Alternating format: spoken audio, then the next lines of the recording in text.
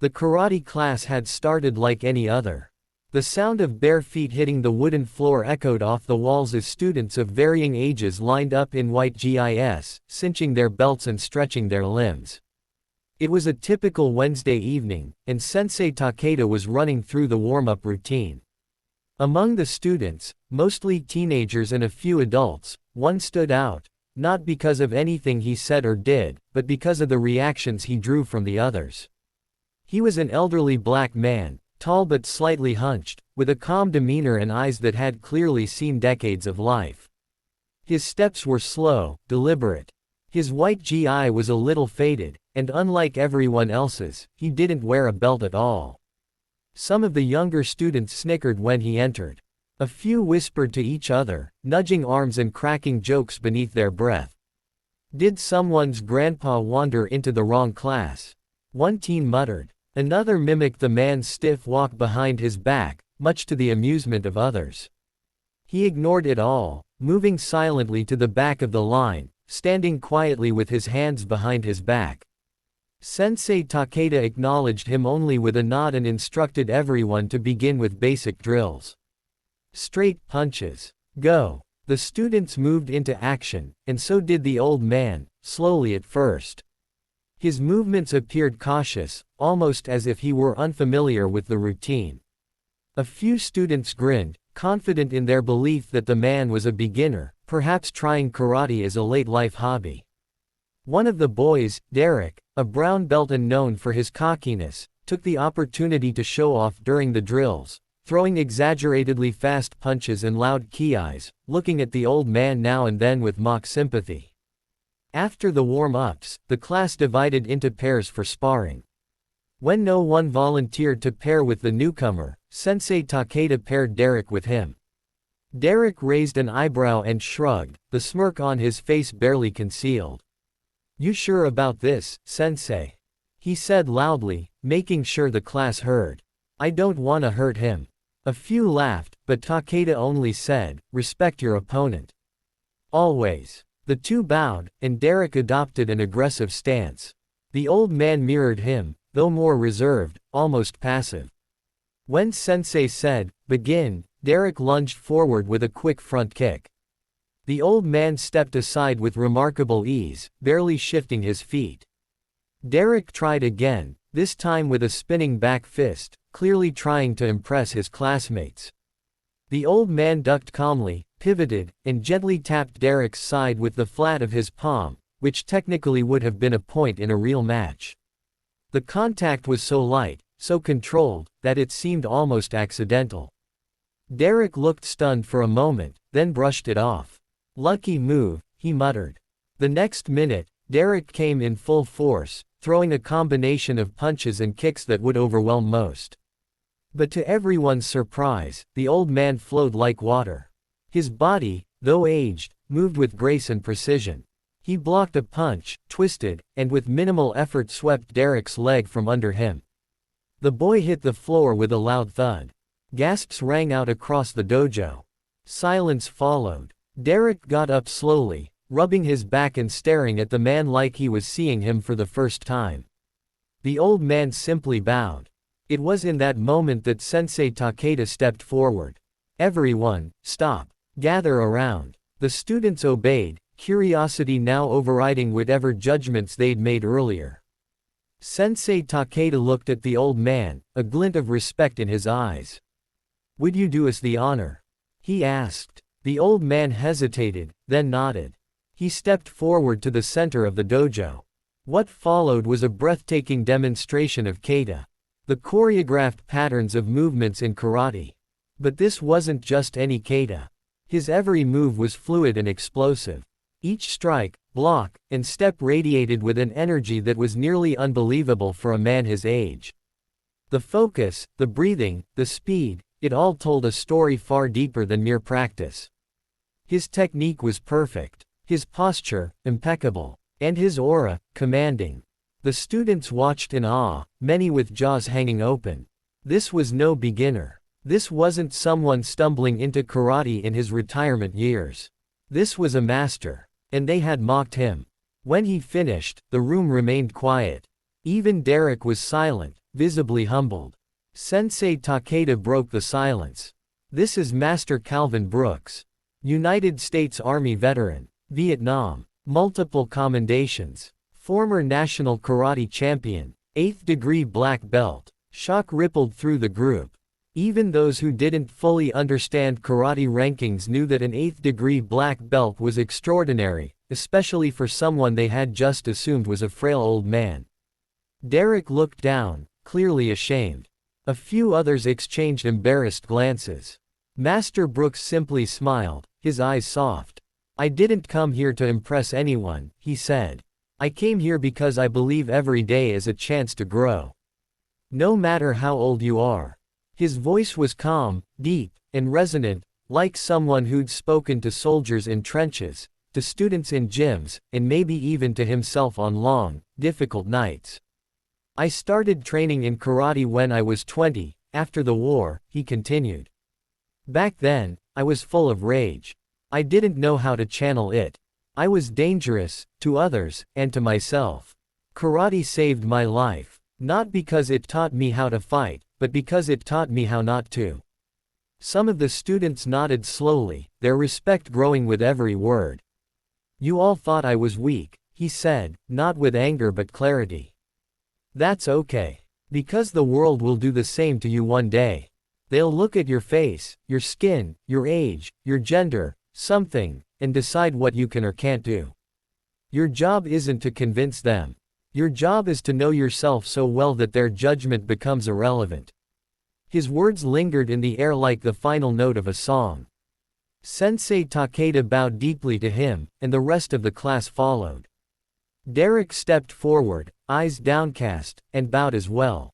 "I'm sorry, sir," he said quietly.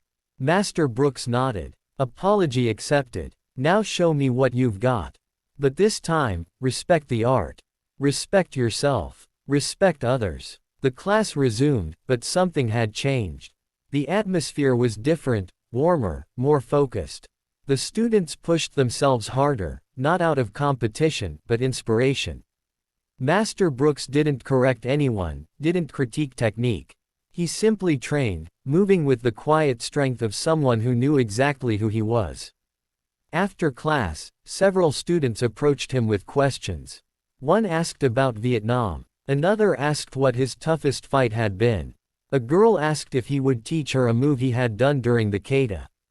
He answered each with patience, wisdom, and kindness. Even parents who came to pick up their kids noticed the shift in the room. One mother asked her daughter what happened. "A legend walked in, and we didn't know it," she said. Word spread quickly. The story of the elderly black veteran who had been ridiculed and then revealed as a master became more than just dojo gossip.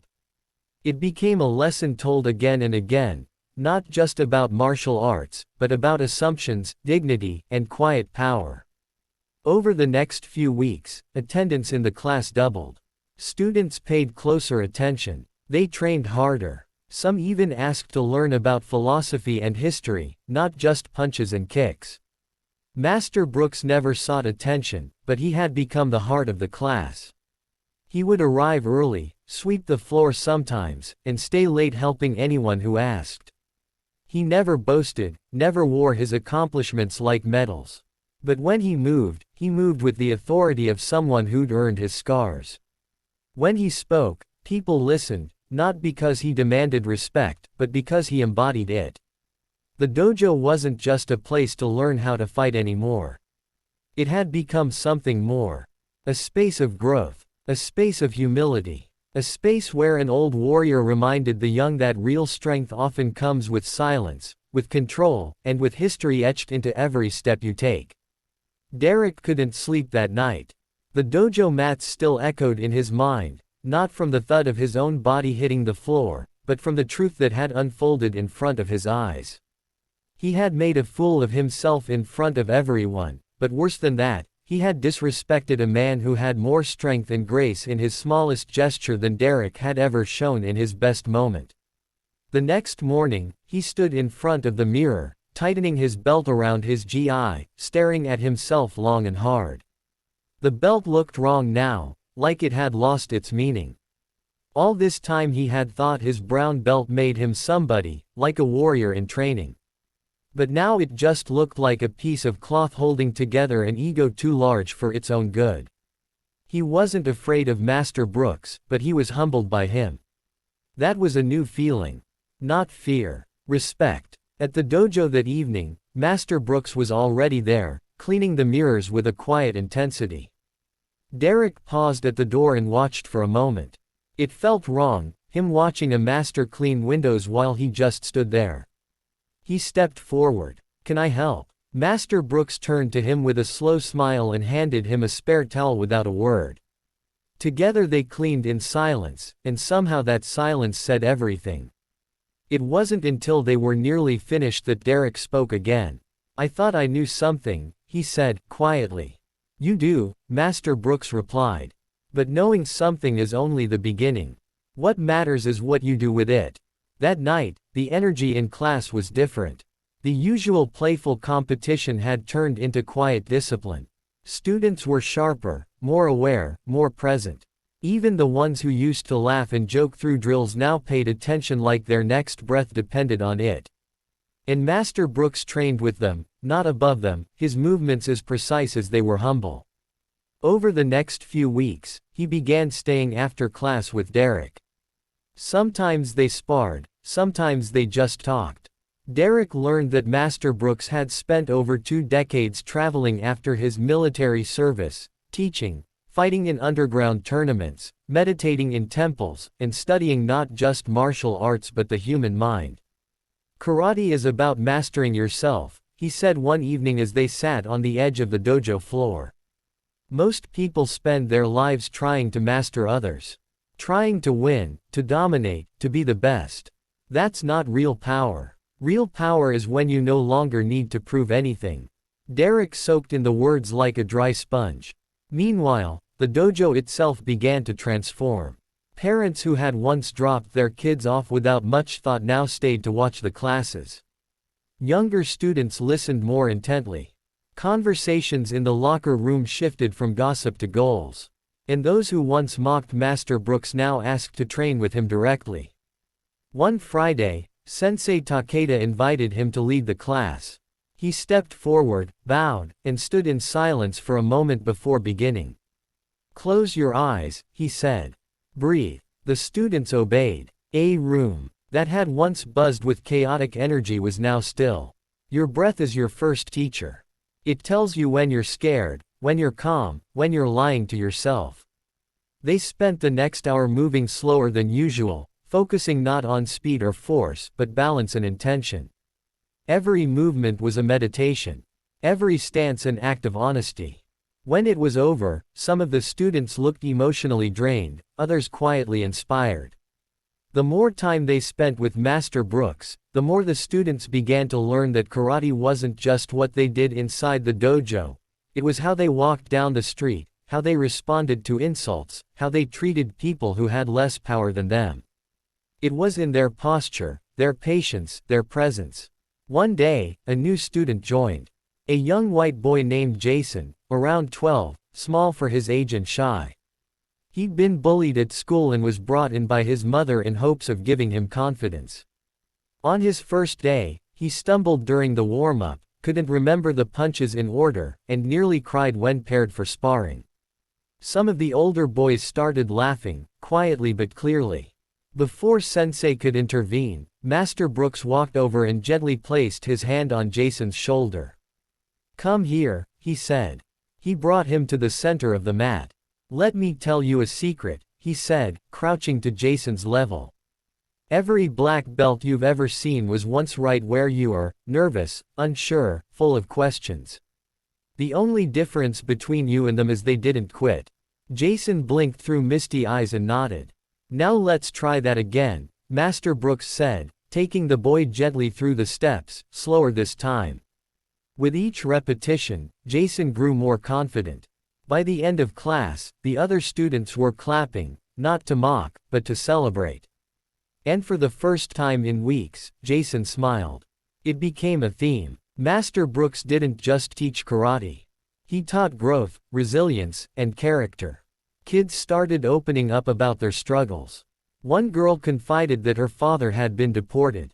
Another boy shared that he was being pushed into a gang. They found in the dojo not just a place to learn kicks and punches but a refuge, a space to breathe and belong. Derek, meanwhile, was changing too. He spent less time showing off and more time helping others. He volunteered to teach the newer kids, even Jason. Sometimes, he'd stay late just to sweep up, something Master Brooks had always done without saying a word.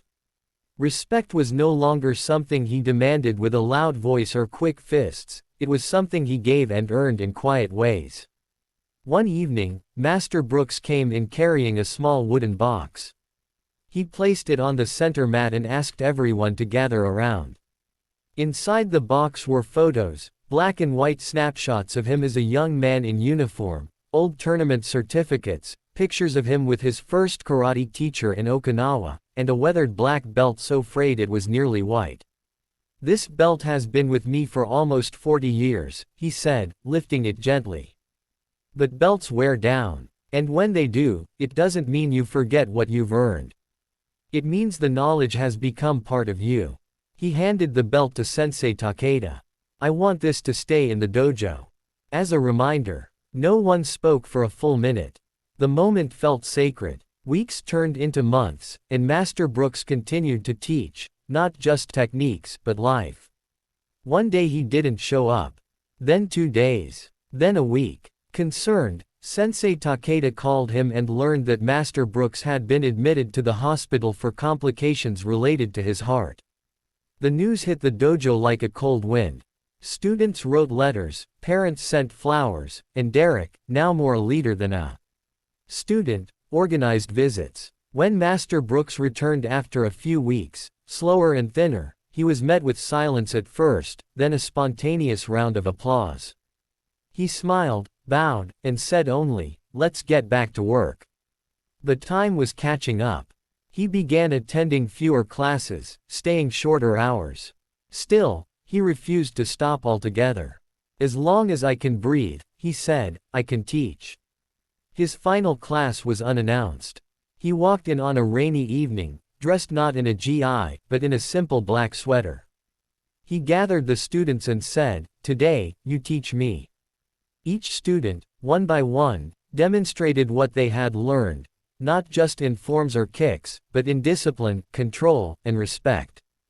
Jason, now taller and more confident, stood proudly as he led a short kata in front of the entire group. Master Brooks watched it all, his eyes soft. When they finished, he said, "I can go now."